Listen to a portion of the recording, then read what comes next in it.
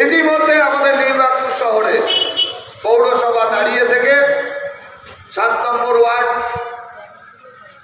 এবং 8 নম্বর ওয়ার্ডের একটা অঞ্চলে আমরা পুকুর ভরাট হয়ে যাওয়া পুকুরকে আমরা কেটে মানুষের ব্যবহার উপযুক্ত করে দেওয়ার চেষ্টা করি 7 নম্বর ওয়ার্ড।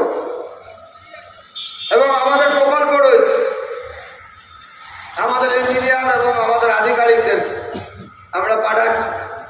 রাতের অন্ধকারে যদি কেউ পুকুর ভরাট করার চিন্তা ভাবনাও করে, সেই চিন্তা ভাবনা আপনাকে পাল্টাতে হবে।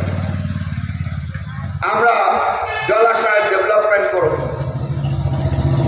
আমরা জানি মার্ক্সবাদী কমিউনিস্ট পার্টি জামানায় আমি যেখানে দাঁড়িয়ে কথা বলছি তার থেকে 300 কি 400 মিটার দূরে জোড়া পুকুর বলে একটা দুটো পুকুর ছিল,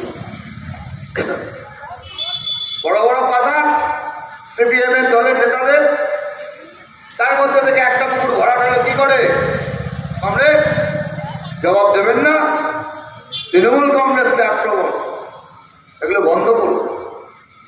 আমরা নির্বাচনের সমস্ত জলাশয়গুলো আমাদের পৌরসভার নেতৃত্বে আমরা খনন করব এবং আমাদের জেসিবি ঘুরছে আর ইললিগাল কনস্ট্রাকশন। গতকাল 4 নম্বর ওয়ার্ডে একসময় সিপিএম এর বেতাজ বাদশাহ, যার ভয়ে ওই অঞ্চলে মানুষ মেরুদণ্ড সোজা করে কথা বলতে পারত না, তার বাড়ি একটা অবৈধ অংশ গতকাল নির্বাচন পৌরসভা ভেঙে ঘুরিয়ে দিয়েছে।